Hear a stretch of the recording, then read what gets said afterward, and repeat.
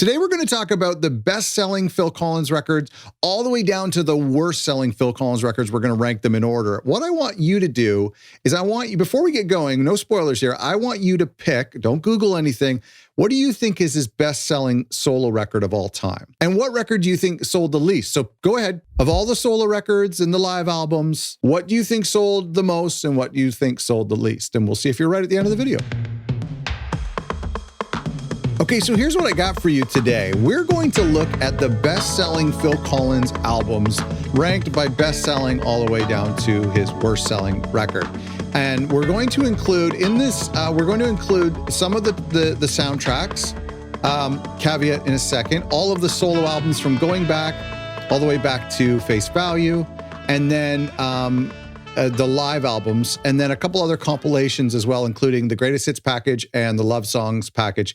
Now, two albums I couldn't include in here was Brother Bear, because I don't have the data for that properly, and also A Hot Night in Paris. I couldn't get the data for that, although that did show up at number 3 on the jazz charts, but it didn't enter the Billboard charts. And I'm not sure that Brother Bear did either, but I don't have the data for Brother Bear. I also have pretty loose data when it comes to Testify and Tarzan, but everything else, I've got some good data. Not a ton of surprises, although a little bit of surprises, but not a ton of surprises. And so here's where the numbers come from, just to give you an idea. It was pretty difficult to pull worldwide data for all of these albums and all of these compilations. And so what I did was I picked his top 4 countries where all of his albums, where I could get sales numbers for all of these albums, and that were his top 4 countries. So that included France, Germany, the United Kingdom, and US. Stuck to only those 4 countries for all of these numbers, which I think will give us a pretty good representation. Of course, so this isn't officially scientific, but I think we're pretty close. Now, I had a lot of fun in doing this, and it's just kind of interesting to know because, you know, there's albums that we think are flops, but then when you compare them to the sales numbers that were needed to be successful in the 80s was different than and 90s was different than the numbers that you would need to be successful in the 2000s. So some interesting surprises. I'm not including any chart status at all. So it doesn't matter how these entered on the charts or how long they stayed on the charts. We're strictly going by unit sales. And we're not including any Genesis records at all or any other records he was a part of in that way. And we're going to do that. Again, we're going to list the Genesis records. I think that's going to be fun. We'll do that on a different episode. And maybe what we'll do, I was just thinking about this, but maybe we'll do a future episode where we take all of the solo releases. So Mike's and Tony's and Peter Gabriel's and Steve Hackett's, all of the solo releases from Genesis and Phil Collins, and rank those and find out what are the best-selling records. Maybe we'll do a top 10 best-selling solo records. That'll be a fun project. So don't spoil that for yourself. That'll be a video coming up soon. Ready? Let's dive in. We're going to start at the worst selling, least selling, however you want, sold the least amount of records. What's funny is that when you look at a record, like the first one here is Going Back. And so when you, at the very bottom of the list is Going Back. And when you think about that, I mean, it's kind of interesting because it sold approximately, according to my numbers here. So we're going to use my numbers. And obviously there's way more numbers because we're not including Canada and Brazil and some other countries, but those numbers weren't always available for all the records. You understand? Even some of these countries, it was harder to get data for the US on his more recent records like Testify and Brother Bear. Whereas with France, it was harder to get numbers for earlier records like Face Value. So I did the best I could. So when I'm talking numbers, I'm talking about what I have here. But according to my numbers here, Going Back did 600,000 copies total from our numbers, which was 200,000 in the US and 100,000 in the UK. And so, you know, what's interesting is, I mean, that's still incredible. Like that is still an incredible, like 500,000 records. You know, if you sold that in the first week, you'd be at the top of the charts by a mile, top of the Billboard 200. So I personally barely come close to 600,000. I mean, yeah, barely. I barely come close to 600. So the least selling record is Going Back. Okay, so moving up the list, the next one is Dance Into the Light. This really surprised me. This surprised me that Testify sold Dance Into the Light because Dance Into the Light was still a 90s record. And it's a good record. Like, I think it was more fan-friendly than Both Sides. So that kind of surprised me. But it's still like tripled the amount of sales of Going Back. So Going Back was a really, really low selling record. And I mean, this was like 2010 was Going Back, I believe. And I mean, that like Phil just was not on people's radar at the time, which is weird because it was a post Genesis tour. But yeah, and I mean, listen, I have some problems with Going Back. You know that. It sounds good production wise, but no. Not for me. So it didn't resonate with people well. It was not a good time for CDs. Here's the thing with 2010. Sorry, I'm still talking about Going Back. It was not a great time for CDs. CDs had lost its luster. CDs were really, really, really hurting in 2010. And we did not yet have the vinyl revolution that we have today. And we didn't have streaming in the way that we had today. So we're basically relying on 40-year-olds to buy an MP3 on iTunes of Going Back. So it's no wonder that it just did not come out at a great time. I think if Going Back came out today, it probably would do better on streaming numbers if it came out on streaming and on vinyl today. I think it would actually do better. Dance Into the Light sold 1.3 million copies, according to my numbers here, which would be 500,000 in the USA. That's pretty low. And then approximately 100 in the UK. Did really well in Germany. 500,000 in Germany as well. We're going to find out in this list, Germany loves them. Okay, so coming in at number 11, we've got 13 albums here, okay? So I remember I couldn't include Hot Night and Brother Bear, but I've got 2 compilations in here. So coming in at number 11 this is going to surprise you. Love Songs. The Love Songs compilation. Do I have a copy? Here she be. The Love Songs compilation. This came out just after Testify, a couple years after Testify. 2004, this came out. I loved this compilation. You know I'm a fan of greatest hits packages. I am a fan. I just sometimes like to listen to music on random. And this was a nice mix because it was all chill stuff. There's nothing upbeat in here, really. A couple covers, too. Double disc was really annoying. I would have left off all of the live covers.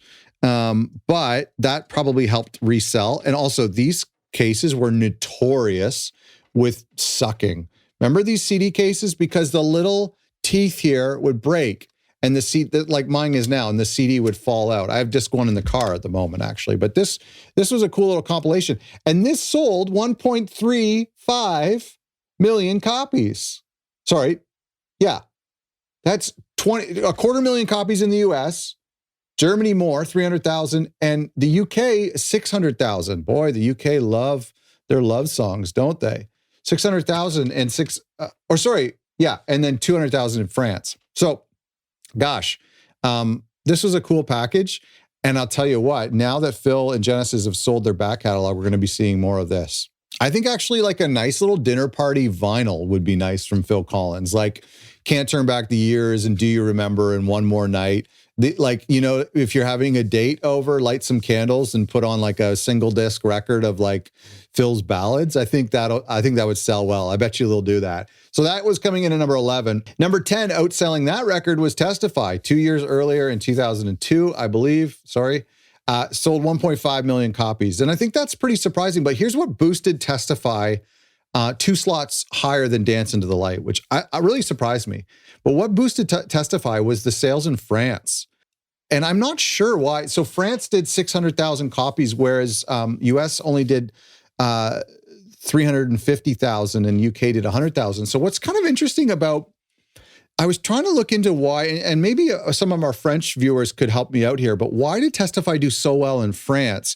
What was interesting, I believe, is that Can't Stop Loving You went to number 3, which is a really high slot for Phil. And I don't think that was on the adult contemporary charts in France. I think that was on their normal Billboard radio chart. So I think Can't Stop Loving You did really well, and that may have attributed to the sales of Testify. You know, it's interesting though, when you start to think about Phil's relationship with Paris and with the French and France, it's really interesting because remember Live and Loose in Paris, right? The DVD from Dance Into the Light was shot and recorded in Paris. The Final Farewell Tour, the DVD was shot 3 nights in Paris. And another live album, A Hot Night in Paris. So there's something romantic going on between Phil and the French. And I'm not quite sure, but it meant, according to my numbers, Testify outsold Dance Into the Light by almost 250,000 copies, which is really crazy. And I think Can't Stop Loving You had a lot to do with it. It really did. Because it went to number 1, I believe, on the adult contemporary charts in US. So don't quote me on that, but I think it went to number 1. Okay, coming in at number 9, that sold better than Testify, better than Dance into the Light is, can you guess? It's a soundtrack. What do you think? It's Buster. Buster. You didn't think I was going to get that on the list, but we got Buster on the list because Buster had a ton of great hits, right? And of course, in fact, it probably sold way better than some of these numbers that I was able to get just because of Groovy Kind of Love alone, because that went to number 1. So, and Two Hearts did really well as well. It was nominated for an Oscar. I remember I had a tape of it as a kid, so people were buying it. In America, it sold 500,000 copies. So the total on my numbers is 1.66 million copies for Buster. Great album. We'll do a review of the movie on this channel very soon. Okay, next, coming in at number 8 is, and this surprised me that it was so low.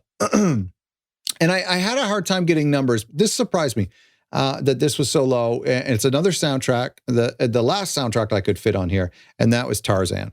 Tarzan sold 2.3 million copies in the US, but only 400,000 in the UK. In fact, it did about 30 million copies total.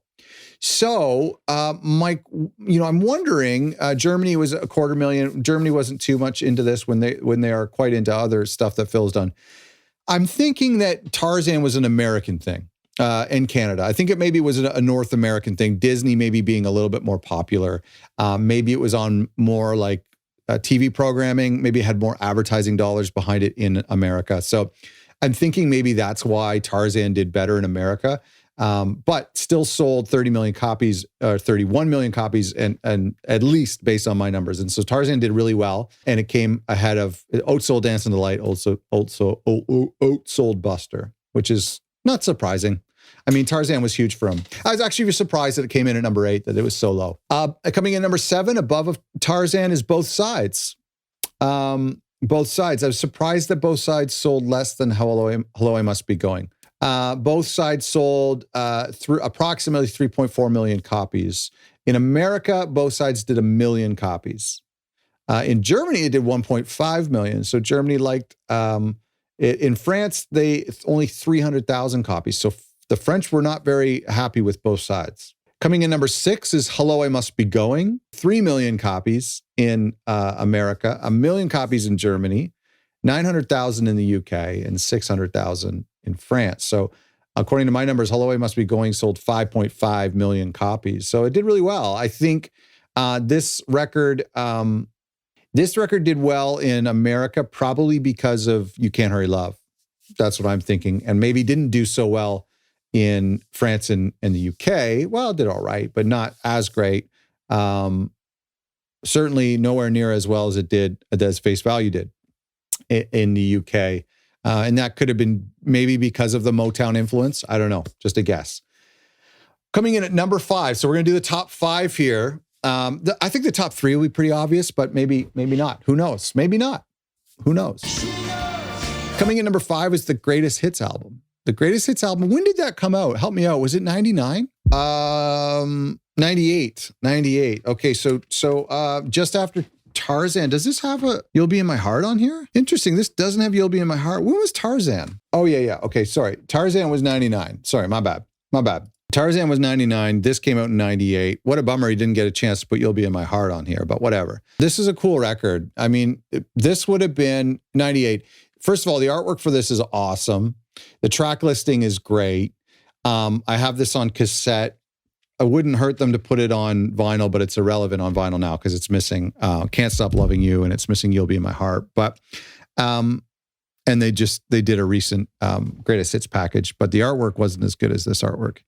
Anyway, this sold 6.1 million copies. It sold 30 million it sold 3 million copies in America, 1.8 million copies in the UK.